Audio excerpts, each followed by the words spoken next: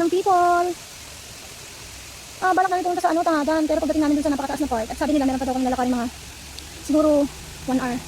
Depende, 35 to 45 minutes papunta. Tapos syempre, pag nakarating na kami sa falls, mga 45 minutes ulit, pabalik. Tapos 1 hour ulit pabalik doon. Kaya, yun na lang namin. Pero nadaan kami dito sa store kasi dumaan kami sa So ito yung kanilang munting bahay na may store na din. Pero grabe, ang ganda rin dito. Ang sarap matulog. Parang itutulog ko muna dito, no? Tingnan itong Dito tayo. Basta tayo ng paa. Nakasapatos ako kasi ang linis ng tubig. Ang lamig. Connected din to sa falls. Huwag nang ismulin ha. Ganda. Tita Coke! Gusto ko. Tapos bumili kami ng Coke burger. So guys, hindi naman ako easily na nag-give up na lang sa mga ganito na pinupuntahan. Pero kasi, napansin ko yung mukha ko parang nasusunog na. Parang sobrang pula-pula na niya, tapos ang sakit-sakit na. So kailangan ko na talagang sabihin kay Pipa, let's stop. Kasi ang mukha ko, kilala ko kasi itong mukha ko. Alam niyo ba guys, pagkatapos na itong mamula, ang mangyayari dito, parang mangungulubot siya. Yung parang mag-allergy. Hindi ko alam kung ang dahilan niya, pero alam ko, parang naluluto siya ng aking tawis. So ayan. So, kailangan ko sabihin kay Pipa, tama na, next time na lang natin ituloy itong adventure natin na to. So, I think mas maganda itong napunta. Pwede kami maligo dito. You check it out guys, okay? Itong maliit na irrigation. Nilagyan na lang slab-slab dito, tapos may store din sila dito. At tingnan nyo, meron silang waterfalls. Ganda. Diba? Ginamit ng tubig, oh. Dito, ligo ka nga, para makita ko. So, yan, parang swimming pool na kinain. Na naging waterfall. Nandito ako sa gilid. Ang ganda. I'm so happy. Kahit hindi ako natuloy doon sa waterfall, hindi sa Tangadan. Ang ganda naman dito. Masisini ako dyan mamaya ha. Itatanlap ko na lang. Pero ang ganda. Guys, wala. Ang nature talaga nakakapagpasaya. Nakakawala ng problema. So ano pang hinihintay nyo? Nantay ko ng burger ko. Na I will eat burger. Okay, ang ganda oh. Ang ganda. Parang gusto kong maligo doon sa baba. May dala akong panligo. So I decided na dito na lang kami maligo. Saka na kami pupunta sa Tangadan. Saka wala kami susunduin bata.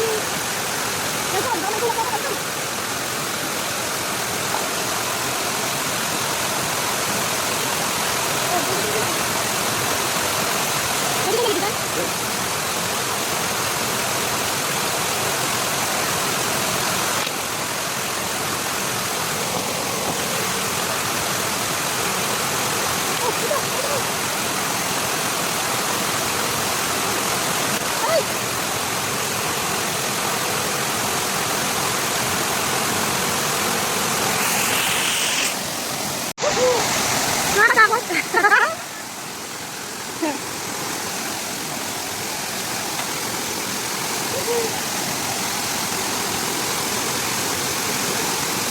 Hawa yan tali, Bani.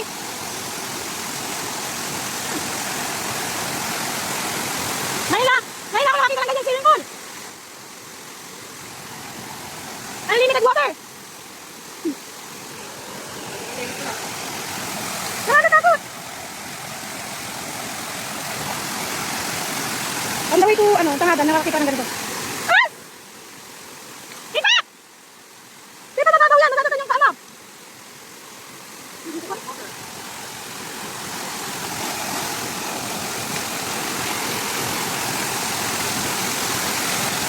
Nakimarang ako na nga rin.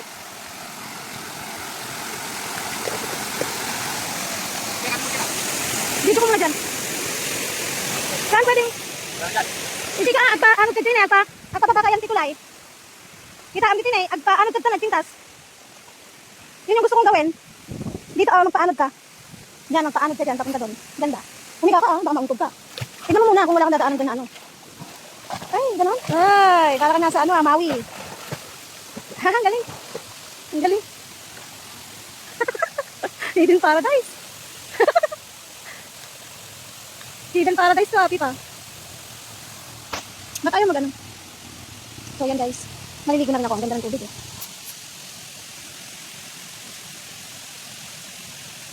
Ito yung makahiya. Alam, madulas. Dahan-dahan. Dapat sinundan mo ako. Ah, sige. Bibilisan ko. Hindi dito ako magbibideo para makikita kong palabas ka. Hindi, dito. Oh. Saan ba tayo napadpad? Tangadan ba to? Ito na yung bagong tangadan. Oh, ang galing. Dapat hindi nga ka. Lagay ayam sa uling.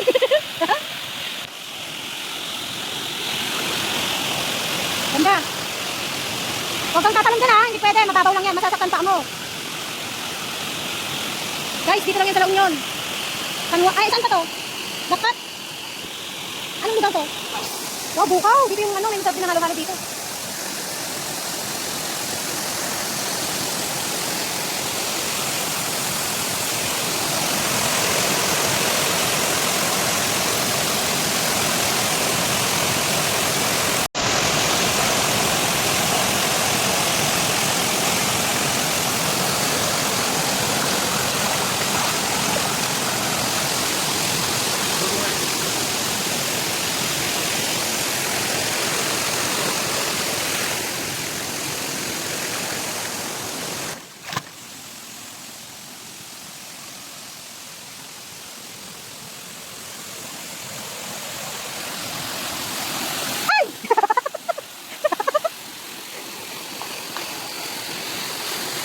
Ang ganda.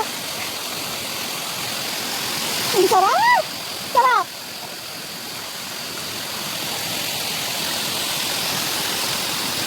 Grabe, bridge yan, bridge. Parang natatakot ako kung ano no? Parang natatakot ako baka bumagsak, pero gat na yung water na ba? Saan ko ilalagay itong camera?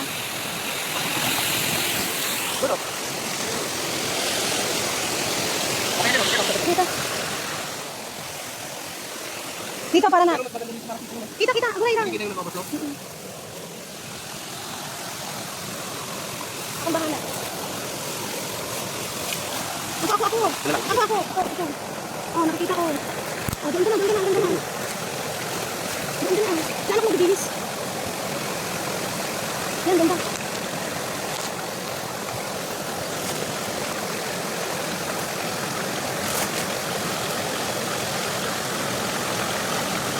Hindi. Okay na. Ito. Wala ka mo. Apay nga. Ay ko. Ang galing. Balik ka nga. Sina.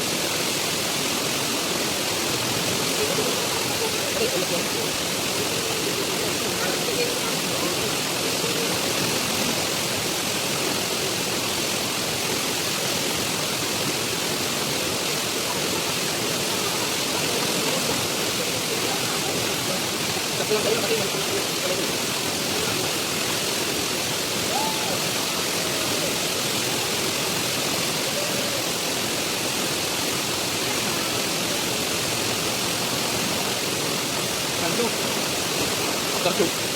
Oh, sige, ito. Aso. Pili ka ako. Hindi, yung sa bibig, wala lang.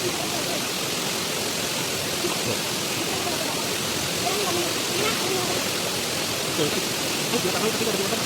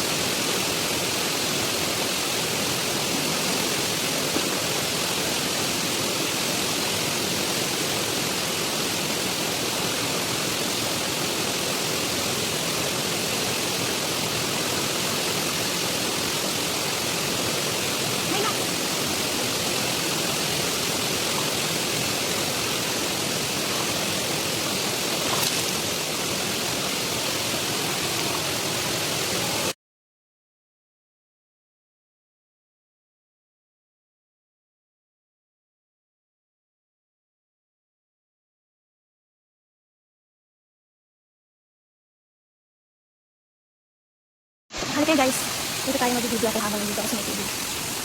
Yan. Dito yung pinasisimulan namin. Nandito kami sa parang kulay. Aray ko! Yan eh. Ang ganda dito. Grabe. Super ang ganda. Nakaka-refresh. Kanina mukha na akong ano. Ngayon, mega fresh na ulit yung mukha ko. Natakot ako baka mamaya maging parang yung ganun sa yung mukha ko. Kaya sabi ko, uwi na kami. Pero ngayon, I'm feeling much better. Kasi ang ganda diba? Tingnan nyo.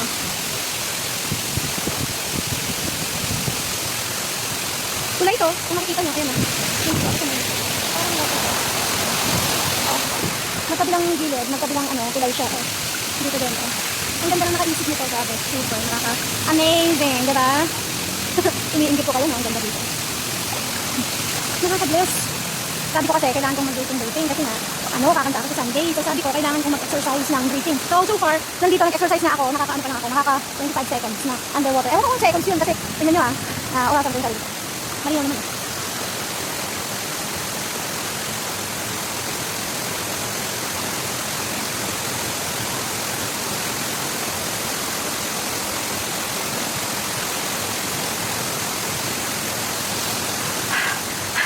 So, ilang seconds yun, tignan ko na lang mamaya. Ang nabilang ko lang kasi, hindi ka ako underwater. Parang 25. Pero, siguro pag sa actual seconds, mga nasa 15 pa lang. Yan po yung daan papuntang Tangadan. So, parang ito yung midway. Na may kulay siya. Ang ganda ng ano, ng ganito, oh.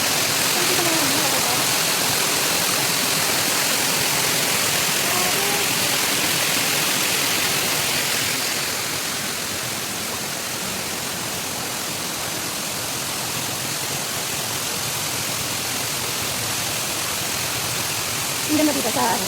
Kaya lang, hindi ako pwede mag-float na babalik doon. Kasi nga, yung tubig, dinadali pa akong dito. Kaya, natural na parang ipupush ka na papunta dito. So, kailangan kong bumalik doon.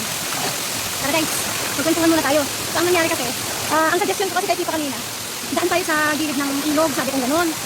Kasi nga, lagi na kami dumadaan sa taas at Tangadan. So, iniwan namin yung motor namin sa may jackpot. At yun nga ang nangyari. Pagka iwan namin ang motor namin doon, naglakad kami sa gilid-gilid ng ilog hanggang sa maabot namin yung dun sa may pataas na highway. Kaya lang hindi na kami tumuli doon. Kasi napagod na ako. Mamaya ipapakita ko sa iyo yung video namin kung ano nangyari. Ipakita naman yung ilong ko.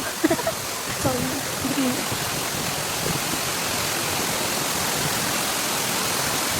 Naku, lobat na ako.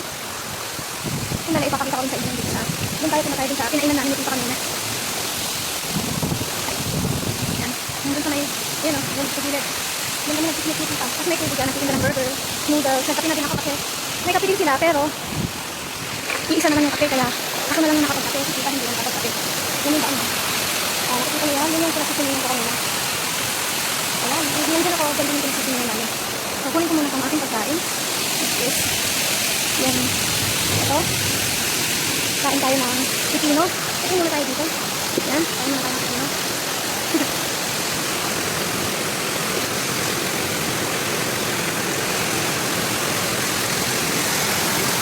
Grabe. Ang experience ko dito, paano lang ako nakarating sa Tangadan. May waterfalls din naman siya. May swimming pool pa.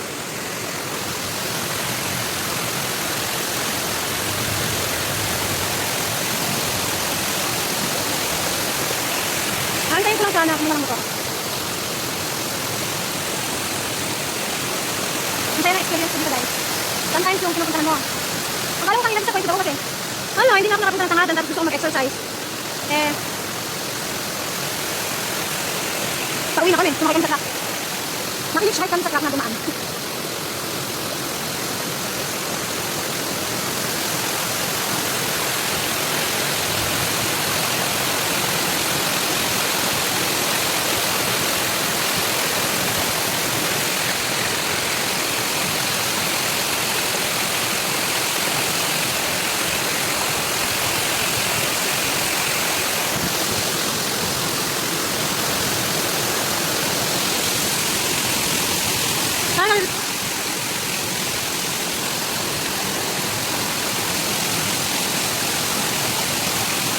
So, ayan guys, salamat sa panonood. Naubos na ang aking pagkain. Tingin ulit ako. Mag-dating muna ako, baka makakabot ako ng 30 seconds. May waterfalls ba? Dito yung sa tambayan ng mga tour guide. Kasi maglalakad na sila papunta doon sa Tangadan. Dito kasi yung daanan mo ng bagong daanan papunta Tangadan. At ito yung munting tubo na makakabili kayo ng noodles, kape, rice noodles, burger with egg, ganyan. At doon kami naligo sa pinagliligoan na tita doon. Nakita niyo ba yun? Nandun sila ngayon sa parang swimming pool na merong waterfalls. Dahil na, syempre, yung daan doon, nandun sila. Oh. Doon kami nagstay ng mga 3 oras. At dito naman, ang papuntang pabalik na sa town. At marami din dito sa tapat na nagpipiknik. Yan, nagpipiknik sila sa gilid-gilid ng ilog. Nagluluto-luto sila dyan, naglalaro, banding, tapos sa baba. Meron din swimming dyan sa parang ginawa nilang ano. Ang ganda. Ganda dito guys. Ayan, marami swimming doon. At ito, dyan kami nag-swimming ni Tita. Sabi lang naman ang kalsada. Kailangan humingi ka ng permit dito sa caretaker ng lupa. Kasi hindi sila nagpapapasok ng basta-basta. Kasi bawal uminom ng alak. Ito na si MT, sinundo ni Tita sa may barangay hall kasi nga hindi na kami nakapunta sa Tangadan. Buti na lang din sumakay na lang kami sa motor kasi kanina talagang yung mukha ko nag-alalong ganun sana. Diyan kasi kami dumaan sa may gilid ng ilog. May daanan dyan, galing doon. Actually, hindi ka na papasok sa may ilog doon. Hindi na namin ito dinaanan kanina. So meron pa doon, mga nagluluto-luto. Ang daming mga tao dito. Kanina dito, dalawa kami kanina. Ayan, diba? Picnic, luto-luto sila dyan. Pwede tayo dyan sa mga friends namin dyan pag galing sa Manila. Gusto nyo mga adventure na ganito eh. Asan si Tita?